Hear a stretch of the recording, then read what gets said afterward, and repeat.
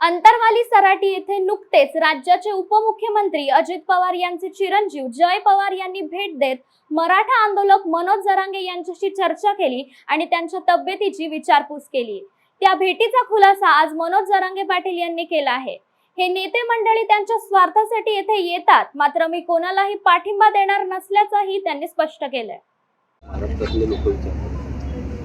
काहीच नाही, सगळं समोरच झालं व्यासपीठाच्या। जशा पाठीमागच्या चर्चा व्यासपीठावर होत होत्या तसंच काहीच नाही। आले, भेटले, तुम्ही आजारी होते म्हणे, विचारपूस करायला आलो, पण मी आजार लय दिवस झालो होतो। ते आता आले, समजा येण्यात हरकत नाही, लय दिवसांनी व्हायना आले, पण आले।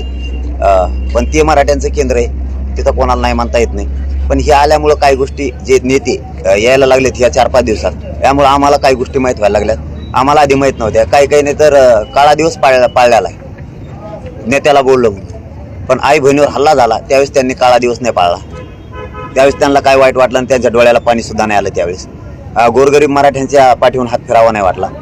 350-400 मराठ्यांच्या पोरांनी आत्महत्या केल्या, त्या आई बहिणीचं कंपाळ कुंकू पुसलंय, त्यांच्या पाठीहून हात फिरावासा नाही वाटला। ॲक्सिडेंटमध्ये खूप बांधवांचे आजारी झाले, ते अपंग होऊन पडलेत। मी आताच वाहेगावच्या चव्हाण बंधूला भेट देऊन आलो, बघावं सुद्धा वाटत नाही कुटुंबाकडे, इतकी भयान परिस्थिती आहे। मग आरक्षणामुळे हे सत्ताधारी लोकांमुळे आणि यांच्यामुळे हे आमच्या लोकांचे हाल झाले, हे बघायला गरजेचं होतं, त्यांनी ते बघावं।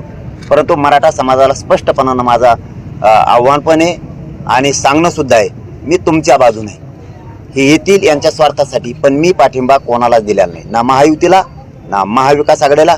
कुणीही कन्फ्यूज व्हायचं नाही, गैरसमज पसरायचा नाही, कारण हे स्वार्थासाठी काही काय तर फितूर आहेत त्यांच्यात। इकडं आमच्यात राहतात आणि तिकडे जातात, हळूच व्हिडिओ बनवतात आणि आम्ही पक्षाचं नाही म्हणतात आणि त्याच्या पक्षाच्या नेत्याच्या हिताच्या बाजून टाकून देतात।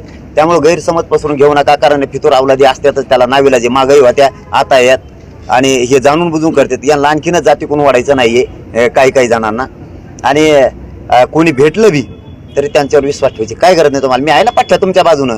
अरे गोरगरिबाचं भीती हे समजून घ्या मराठ्यांनी, करोडो मराठ्यांची भीती, ही पहिली भीती नव्हती। हे जे पळालेत ना अंतरवालीकडं, ही मराठ्यांची भीती, हे तुमचा विजय आहे, गोरगरीब करोडो मराठ्यांचा विजय। त्यामुळं उलट हसायचं